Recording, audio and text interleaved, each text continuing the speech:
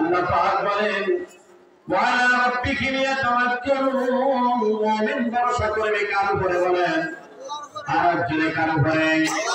বরতাওয়াক্কাল বিকুনি হার সুবহ শাম মিন সানাদ রিজকি আযলা মাকাম ومن يتق الله يجعل له مخرجا ويرزقه من حيث لا يحتسب ومن يتوكل على الله فهو حسبه حسبنا الله ونعم الوكيل نعم المولى ونعم النصير بلنا عاشر ما تقال جوال حسبنا الله ونعم الوكيل نعم المولى ونعم النصير الله শিখিয়েছেন فإن تولوا فقل حسبي الله لا إله إلا هو عليه توكلت وهو رب العرش العظيم কে শিখিয়েছেন ভাই?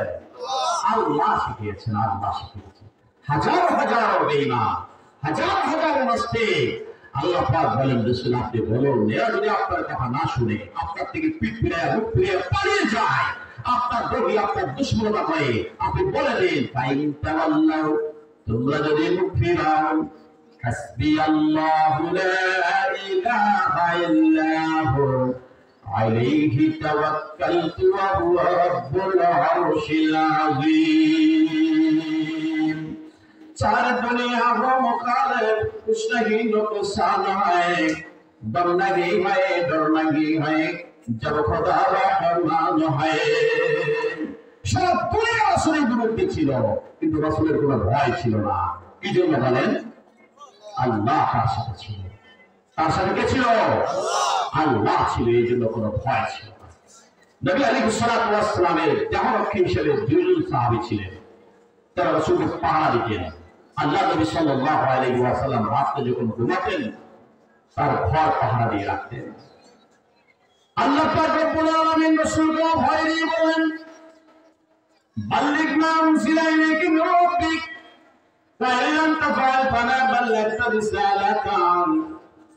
নবী, আমি আপনার কাছে কোরআন যা নাযিল করেছি একটা কথা বাদ রাখবেন না, সব কথাগুলি আপনি আপনার জাতির কাছে পৌঁছায়া দেন। কোরআনের আইনের মধ্যে কিছু শক্ত আইন আছে, কোরআনের আইনের মধ্যে কিছু নরম আইন আছে, কোরআনের আইনের মধ্যে কিছু হিস্টোরি আছে, ইতিহাস আছে। এই নরম আইন গরম আইন হিস্টোরি যা কিছু আছে, নরম কথা বলে শেষ করবেন না, সাথে সাথে গরম কথা যা আছে তাও জানাইয়া দেন। আপনার যদি ভয় হয় আপনাকে মেরে ফেলবে, আপনি জেনে রাখুন আমি আল্লাহ আপনাকে পাহারা দেওয়ার জিম্মাদারি নিলাম। পাহারা দেওয়ার জিম্মাদারকে আল্লাহু ইয়াসিমুকা মিনান নাস, আল্লাহু ইয়াসিমুকা মিনান নাস। যত বড় জালিম হোক না কেন রাসূল আপনার সাথে বাড়াবাড়ি করে কেউ টিকবে না, কারণ আপনার হেফাজতের জিম্মাদার স্বয়ং আল্লাহ হয়ে গেলেন। এর জন্য পৃথিবীবাসী যদি কোরআনের পক্ষে নাও থাকে, আল্লাহ পাক যতদিন এই কোরআন রাখার ইচ্ছে করে পৃথিবীতে, ততদিন এই কোরআন থাকবেই থাকবে। কি থাকবে কিনা? দুনিয়ার কেউ যদি কোরআন শুনতেও না চায়, মানতেও না চায়, কোরআনের পক্ষে সাপোর্ট দিতে না চায়, তারপর আল্লাহর ইচ্ছা যতদিন এই পৃথিবীতে কোরআন থাকার ততদিন থাকবে। আল্লাহ ঘোষণা করে দিলেন ইন্না নাহনু নাযালনা যিকরা ওয়া ইন্না লাহু লাহাফিযিন। আমি কোরআন নাযিল করেছি, এই কোরআনের হেফাজতের জিম্মাদার আমি স্বয়ং আল্লাহ হয়ে গেলাম। কে কোরআন হেফাজত কি করবে? আল্লাহ। আপনি আমি দুইটা কাজ নিয়ে 10টি আসলে আসলে নিয়ে 10 বিষয় কমপ্লিট হয়ে গেছি, মনে মনে ভাবি বাবা রে বাবা, তিয়ান হুজুর কত বড় কথা, কি কথা না? মনে মনে ভাবি কি তিয়ান হুজুর কত বড় কথা। ও টাকাটা আমাদের জন্য আমি গিনিছে যদি আল্লাহকে কি কথা ঠিক না?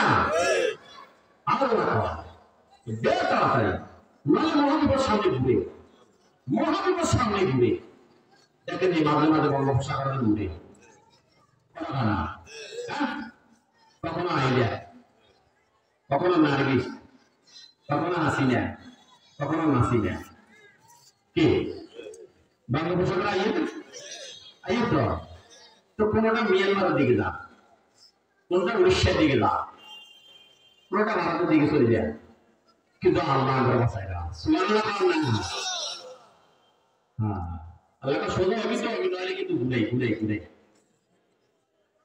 এই জন্য মানবো তো মানবো, কিন্তু না হয় আমার মনে যাবে, শিখবো তো শিখবো, আমার শিখে আসা হবে।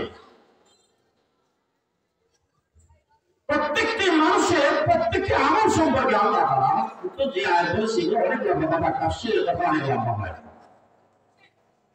যাই হোক, আমি যা বলেছিলাম, এই যে বিপদ আপদ মুসিবত আপনি আমি সহযোগিতা না করলেও আল্লাহ কিন্তু যতদিন ইচ্ছে এই কোরআনকে রাখা ততদিন কিন্তু এটা থাকবে। কিন্তু আমি দিলে কি লাভ? আমি দিলে লাভ আমার উপকার, আমি দিলে লাভ আমার উপকার। আমি যদি না যাই আদালতি করি, কত মানুষ কোরআনের বিরুদ্ধাচারণ করেছে, তারা এখন কোথায়? তারা বলে না ऐसी कैसी ताजदार फादशाह मसल से वह हसीना वाला खाना शान शौकत क्या हुई, उसने तेरा चंदेरों का घर बना हो जाएगा, जिस पे तेरा नाज हाईवे खाक में मिल जाएगा, जिस पे तेरा नाज हाईवे खाक में मिल जाएगा।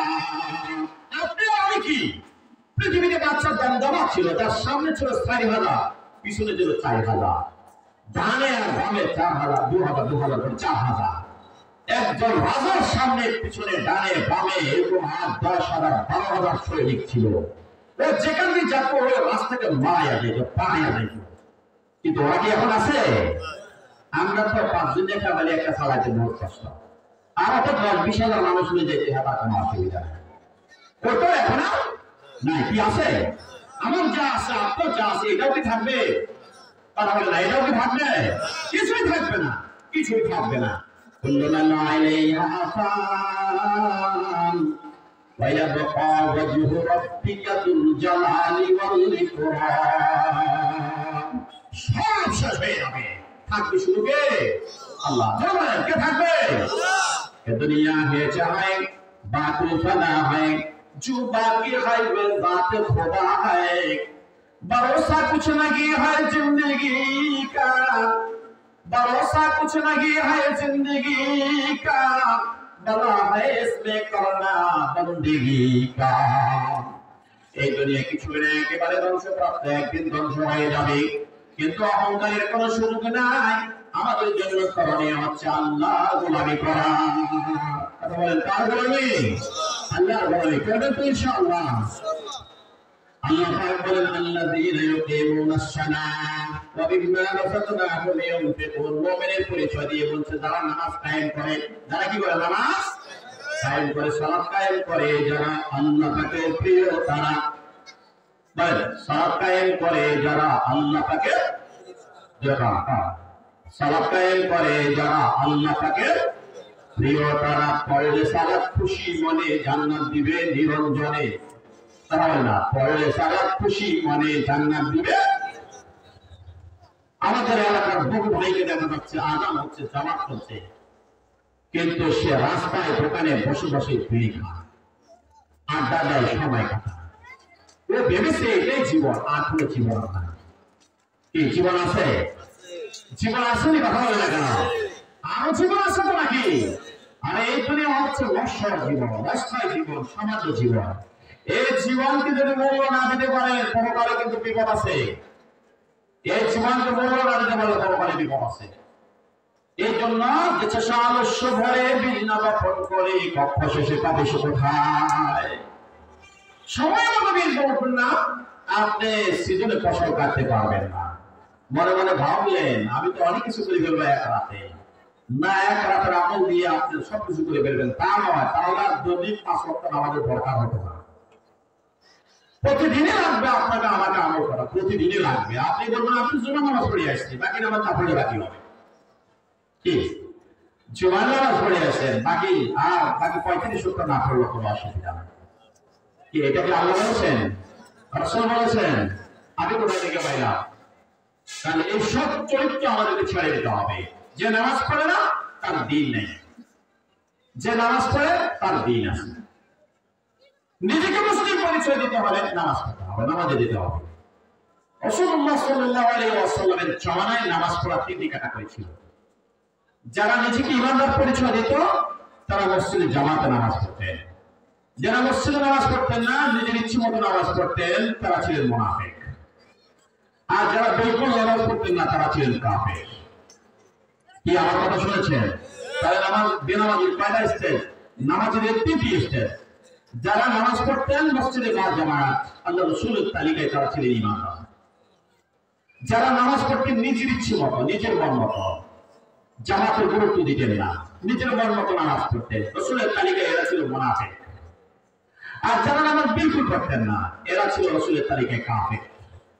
নাউজুবিল্লাহ বলবেন কি? আমরা কোন কথাটা থাকবো? কাফের, মুনাফিক? তারা বলে কেন? কোন কথাটা থাকবো? মুমিন। আমরা কোন কথাটা থাকবো? মুমিন। তারা আজানের সময় নামাজ পড়বো, ইনশাআল্লাহ নামাজে যাবো, চেষ্টা করবো জামাতে পড়ার জন্য। কোনো কারণবশত দেরি হয়েছে, জামাত ছাড়া পড়ে নেব, কিন্তু নামাজ পড়া বাধ্যতা করো। আল্লাযীনা ইউকিমুনা আস-সালাতা ওয়া মিম্মা রাযাকনাহুম ইউনফিকুন। মুমিনের আরেকটা বৈশিষ্ট্য হচ্ছে তারা আল্লাহ পাক তাদেরকে যে ধন সম্পদ দিয়েছেন এটা আল্লাহ পাকের দেয়া একটা নিয়ামত। কি বলেন? সম্পদ আল্লাহ পাকের একটা নিয়ামত। মায়ের পেট থেকে কেউ সম্পদ নিয়ে আসে নাই, দুনিয়াতে আসার পরে আল্লাহ দিয়েছে। যে আল্লাহ দিয়েছে আল্লাহর নামে আল্লাহ ওয়াহি ব্যয় করা, এটা মুমিনের আরেকটি গুণ। তাহলে মুমিনের আরেকটা গুণ হচ্ছে আল্লাহ ওয়াহি, আল্লাহ যা নিয়ামত থেকে সম্পদ থেকে ব্যয় করা। যদি এই গুণগুলি কোন মুমিনের মধ্যে থাকে, আল্লাহ বলেন লাহুম দারাজাতুন ইনদা রাব্বিহিম, এই মানুষগুলির জন্য, এই গুণের অধিকারী মানুষগুলির জন্য তাদের রবের কাছে, তাদের আল্লাহর কাছে রয়েছে মর্যাদা, সম্মান, ইজ্জত। এই গুণগুলি থাকলে আল্লাহর কাছে তার কি আছে? ইজ্জত আছে, সম্মান। লাহুম দারাজাতুন ইনদা রাব্বিহিম ওয়া মাগফিরাতুন ওয়া রাহমাতুন, আল্লাহর পক্ষ থেকে তাদের প্রতি দয়া, রহমত, অনুগ্রহ আর ক্ষমা। এই আর রয়েছে রিজকুন কারীম, আর আল্লাহ তাআলা রিজকে কারীম দান করবে। সুবহানাল্লাহ বলেন। রিজকে কারীম, ইজ্জতের রিজক, ইজ্জতের রিজক, সম্মানের রিজক আল্লাহ দিবে যাদের মধ্যে এই গুণ থাকবে। আপনি করবেন হায় হায় ইজ্জতের রিজকটাকে, আপনি ইজ্জতের রিজক খুব সহজে বুঝবেন। পাখি দেখেছেন আপনারা? পাখিদের কোন জমিনে ফসল আছে, চাষাবাদ আছে, সকালবেলায় ঘর থেকে বের হয়, কয়েকখানি জমিনে গৃহস্থী করে এসছে, হাতে বিকেল বেলাতে ফ্যাট করে আসে। কি কথা বলে না কেন? কয়েকখানি জমিনে তার গৃহস্থী আছে, সেটা বিকেল বেলায় ফ্যাট করে আসে। নবী করিম সাল্লাল্লাহু আলাইহি ওয়াসাল্লাম বলেছেন, যে ব্যক্তি আল্লাহর উপরে ভরসা করবে, ওমাইয়া তাওয়াক্কাল আলাল্লাহি হাক্কা তাওয়াক্কুলিহি, যে আল্লাহর উপরে ভরসা করবে যথার্থ ভরসা, লারাযাকাকুম কামা ইয়ারযুকুত তাইর, ওই ব্যক্তিকে আমি রিজকের ব্যবস্থা করে পাখিদের মতো। সুবহানাল্লাহ কারেনা। পাখিদের মতো মানে কি? পাখিদের যেমন কোনো গৃহস্থী নাই, চাষাবাদ নাই, আল্লাহ পাক ওই ব্যক্তিকেও বিনা চাষাবাদে রিজকের ব্যবস্থা করে। এই দেশের সব মানুষই কি চাষ করে? তারা বলে না। সব মানুষই কি চাষ করে? আগে ছিল 80% চাষি, এখন 50% নাই। চাষির সংখ্যা কমে গেছে, কিন্তু খানা কারের বন্ধ হয় নাই। কি খানা বন্ধ হয়েছে? খাওয়া কিন্তু কারের বন্ধ হয় নাই। বরং আগে খাদ্য ছিল যতটুকু, এখন 3 গুণ বেড়েছে। মানুষ বাড়ছে 2 গুণ, খানা বাড়ছে 3 গুণ। সুবহানাল্লাহ বলেছেন। খানা বাড়ছে কিন্তু চাষ কমেছে, মানুষ চাষ কম করে। লাযাকাকুম কামা ইয়ারযুকুত তাইর ইয়াগদু খুশামান ওয়া তারুহু বিতানান, সকালবেলায় পাখিরা খালি পেটে শূন্য উদরে বের হয়ে যায়, সন্ধ্যাবেলায় পেট ভর্তি করে নিজের খাবার তো নেয়, সঙ্গে বাচ্চার খাবারটাও নিয়ে আসে। কি বলেন? এটা আল্লাহর হাবিব বলেছেন, আল্লাহর হাবিব বলেছেন, সুবহানাল্লাহ বলেছেন। এজন্য মুহাজ্জির হাজরিন, আমরা আল্লাহর উপরে ভরসা করব। চাষাবাদ যারা করেন তাদের জন্য একটা পুরস্কারের ঘোষণা রাসূল দিয়েছেন। من يدرس درسا أو يزرع زرعا فيأكل منه الطير أو إنسان أو بهيمة كان له صدقة سبحان الله বিশ্বের যতগুলো কৃষিকাজ করে ফেল করেছে তাহলে না আপনি কৃষিকাজ করে ফেল করেন নাই প্রত্যেকটি সেক্টরের জন্য সুসংবাদ দিয়েছেন রাসূলুল্লাহ সাল্লাল্লাহু আলাইহি ওয়াসাল্লাম আল্লাহ হাবিব বলেন মান ইয়াদরসু দারসান আও ইয়াজরউ যারআন যে কৃষক একটি ফল গাছ বপন করেছেন অথবা একটা ফসলের ঝাড় করেছে ফায়াকুলু মিনহু তায়রুন ওই ফল থেকে ওই ফসল থেকে যদি কোনো পাখি খায় ফায়াকুলু মিনহু তায়রুন আও ইনসানুন অথবা কোনো মানুষ খায় আও বাহিমাতুন অথবা যদি কোনো চতুষ্পদ জন্তু খায় কানা লাহু সাদাকা আল্লাহ পাক রব্বুল আলামিন তার আমলনামায় সেটা সদকার সওয়াব দিয়া দিবে। তাহলে কৃষিকাজ বন্ধ করে দেব না, না। আপনার আশেপাশে যত খালি জায়গা আছে এক বিগত খালি জায়গাও রাখবেন না, সব জায়গায় আপনি ফসল করবেন। আপনি বলবেন আমি ফসল করে রাখতে পারি না, আপনি রাখতে না পারেন। কে খায়? ভারত থেকে কেউ আসে না, পাকিস্তান থেকে কেউ আসে খায় না, খায় কি আমার প্রতিবেশী। যদি আপনার প্রতিবেশী আপনার থেকে না খাইয়া খাতা তো আপনার বেয়া আছে, যদি বলি খাতা তো আপনার লাভ আছে। কি কথা শুনলেন? কি না খাইয়া খাইলেও লাভ আছে, খাইয়া খাইলেও কি আছে? লাভ আছে। আর যদি আপনি কিচ্ছু না দেন আপনার দানের ঘটনা তো যুগ থেকে দান এমনি জুড়ে হয় কি ফলে নাকি গাছের আঘাত পাখিও আইয়ে ঠোকর দিয়ে আমাদের অ্যাকসিডেন্ট খাইয়া লাগছে মানুষ সব বন্ডিয়া কাফেলা থেকে ফেলছে। এরকম হয় আপনি পশুও খাক, পাখিয়ে খাক, মানুষে খাক, বলি খাক না বলি খাক, কোনো অসুবিধা নেই, আপনার কোনো লস নাই। সুবহানাল্লাহ বলেছেন। তবে এখানে কথা হচ্ছে আমরা যে অশ্লীল ভাষা ব্যবহার করি এটা পরিহার করতে হবে। অশ্লীল ভাষা ব্যবহার করা যাবে না, এটা পরিহার করতে হবে। যদি কিছু বলার থাকে শালীন ভাষায় বলবো, ভদ্র ভাষায় বলবো, কারণ আপনার ফায়দা তো আপনি অশ্লীল দিয়ে নষ্ট করে ফেলছেন। কারণ কয়লা দিয়ে ময়লা দূর হয় না, কয়লা দিয়ে ময়লা দূর হয় না। আপনি সাবান দিয়ে ময়লা দূর করবেন, কিন্তু কয়লা দিয়ে আপনি জামা কাপড় ধুয়েছেন, বলেন কি জামা পরিষ্কার হয়ে যাবে? তো না, অশ্লীল হচ্ছে একটা কয়লা, একটা ময়লা। আর সে যে পাপ করেছে আপনার থেকে না বলে নিয়ে গেছেন সেটা আর একটা ময়লা। তো ময়লা দিয়ে তো ময়লা দূর হবে না, আপনাকে সাবান দিয়ে ময়লা দূর করতে হবে। আপনি সব ব্যবহার করুন, একদিন তার মধ্যে ভূত আসবে, ভূত না আসলে আপনি বিনিময় পেয়ে যাবেন, কোনো অসুবিধা নেই। আল্লাহ আমাদের তৌফিক দান করেন, বলেন আমিন। এবার আমরা আল্লাহর সাথে ব্যবসা করবো ইনশাআল্লাহ। কি রাজি তো? সূরা ফাতিরের 29 নম্বর আয়াতে আল্লাহ তাআলা বলেছেন কে আসলে আমার সাথে ব্যবসা করবে, রেডি হও। ব্যবসার সিস্টেমটা কি? ইন্নাল্লাযীনা ইয়াতলুনা কিতাবাল্লাহ, নিশ্চয় যারা আল্লাহর কিতাব তেলাওয়াত করেন। কার কিতাব? আরো জোরে, আরো জোরে। কার কিতাব? আল্লাহ। আল্লাহ না বলতে শরম লাগে। বাবারে কত দূরে, বাবা গো, আপা গো, মা গো, কি দূরে থাকে না, বাইরে কই কি দূরে রাখে, কিন্তু আল্লাহ এই কথাটার মধ্যে দিয়ে বাইরে অনেক খেলা খেলি লাগে। কোরআন কার কিতাব? আল্লাহর কিতাব। এতক্ষণ শুনেছেন কোরআন আল্লাহর কিতাব। ইন্নাল্লাযীনা ইয়াতলুনা কিতাবাল্লাহ, নিশ্চয় যারা আল্লাহর কিতাবকে তেলাওয়াত করেন, ওয়া আকামুস সালাহ, সাথে সাথে নামাজ প্রতিষ্ঠা করে, সালাত প্রতিষ্ঠা করে। 3 নম্বর গুণ হচ্ছে আর ব্যয় করে আল্লাহর রাস্তায়। ব্যয়ের পদ্ধতি হলো দুইটা, সিররা ওয়া আলানিয়া। সিররা ওয়া আলানিয়া ব্যয় করবে দুই পদ্ধতিতে, একটা হচ্ছে গোপনে গোপনে, আরেকটা হচ্ছে প্রকাশ্যে প্রকাশ্যে। দুই ধরনের ব্যয় জায়েজ আছে। গোপনে ব্যয় করার মধ্যে ফজিলত বেশি, যদি প্রকাশ্যে দান করলে অহংকার প্রকাশ পাওয়ার সম্ভাবনা থাকে।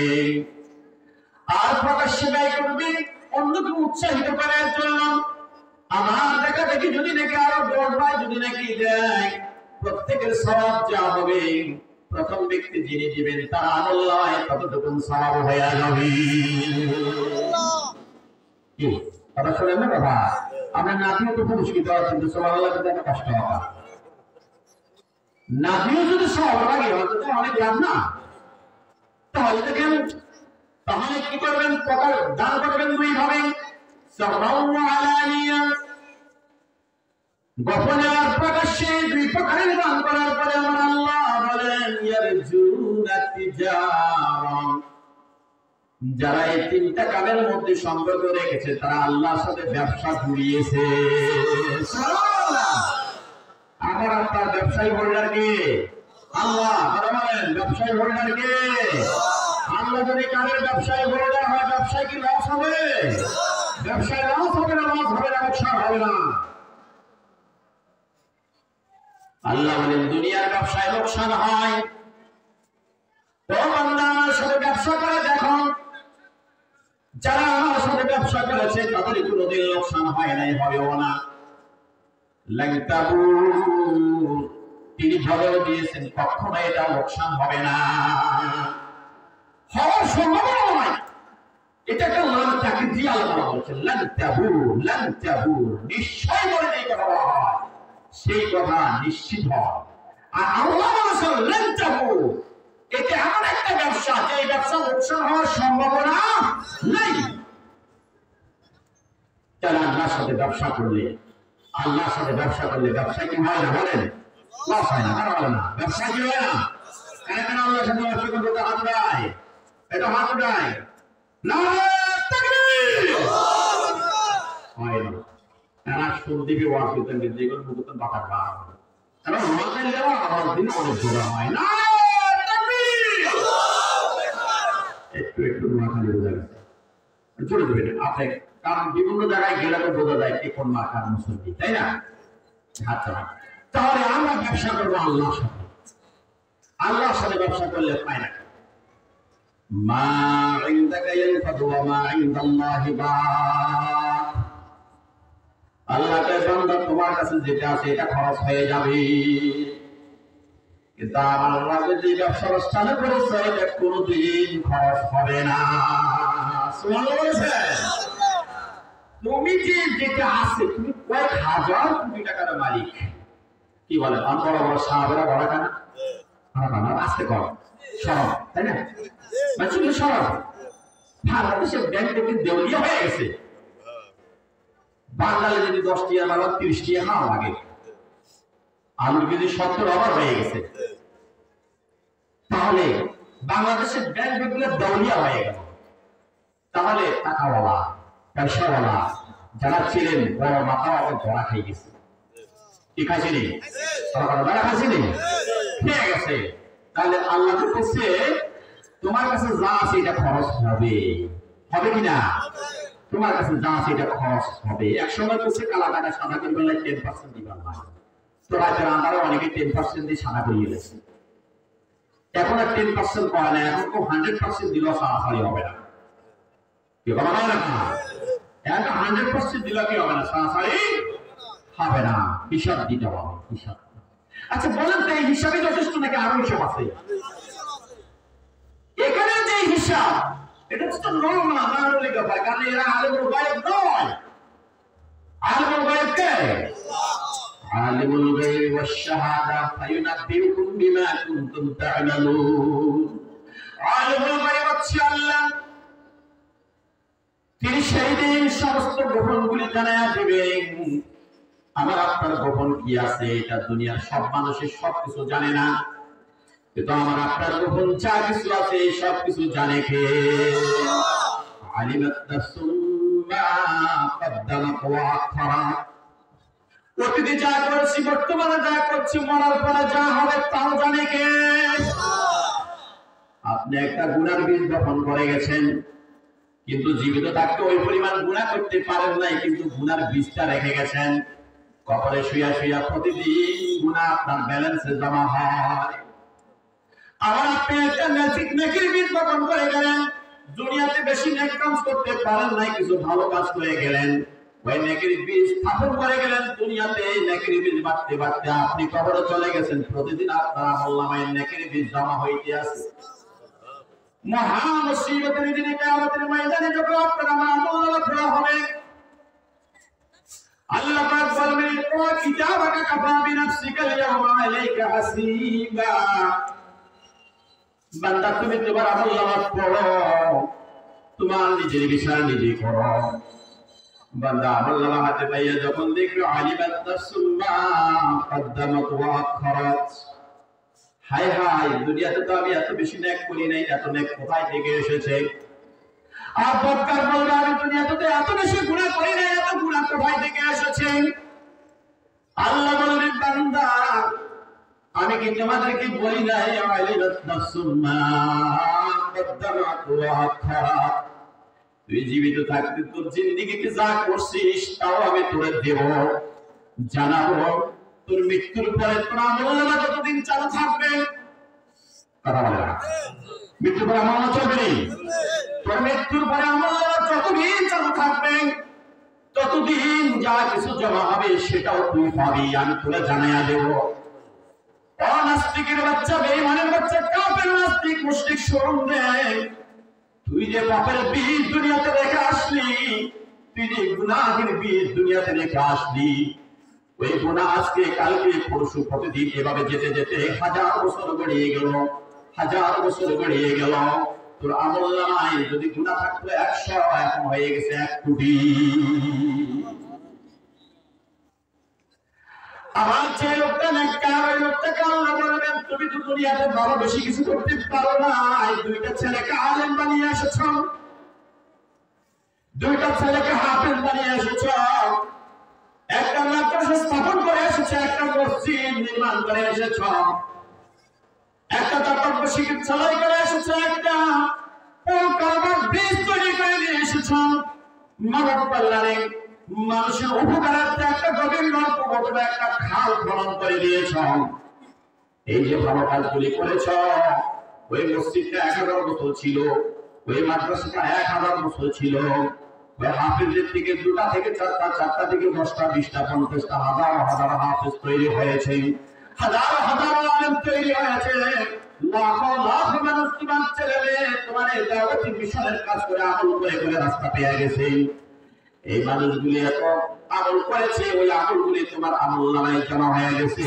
এই জন্য আমি আল্লাহ তোমাকে তোমার আমলনামায় নেক যাই করেছো, কিন্তু আমি সব জমা করে তোমাকে জানাইয়া দিলাম। এটাই হচ্ছে আলিমাত নাফসুম মা কদ্দামাত ওয়া আখখারাত। আমাদের পিছনে যে দূরে গেছে এটা হচ্ছে কদ্দামাত, সামনে হচ্ছে কদ্দামাত, তার পিছনে হচ্ছে আখখারাত। সামনে যে কদিন সামনে ছিল এটা কদ্দামাত, আর পিছনে হলো আখখারাত, পিছিয়ে গেছে। তাহলে আমি যতদিন বেঁচেছি এটা পিছিয়ে চলে গেছে, আর আমি মরে যাবো, কিন্তু আমার ছেলে রেখে যাবো, আমার মেয়ে রেখে যাবো, আমার ভাই রেখে যাবো, বন্ধু রেখে যাবো, আত্মীয় স্বজন রেখে যাবো, মাদ্রাসা রেখে যাবো, মসজিদ রেখে যাবো, আমার ভাইয়ের বীজ এগুলো তুলে রেখে যাবো, আমার যত ভালো কাজ আছে সব ভালো কাজ রেখে যাবো। এটার ফায়দা আমি হাসরের ময়দানে পাবো। যখন আমি আমলনামায় এত বিশাল কিছু দেখবো, তখন আমি আশ্চর্য হয়ে যাবো, আইরে আমি তো এত নেক করি নাই, আইরে আমি তো এত গুনাহ করি নাই। এর জন্য আমরা কি সবাই রেডি ইনশাআল্লাহ আল্লাহর সাথে ব্যবসা করতে? কি বলেন রেডি তো? আল্লাহর সাথে ব্যবসা করবে, আল্লাহর সাথে ব্যবসা করলে আপনি থাকবেন না, লাভ অনেক বেশি। এই লাভের কথা রাস্তায় আরো 2 ঘন্টা বলবো, মোটামুটি হাতে তুলে আগে লাভ এত বেশি।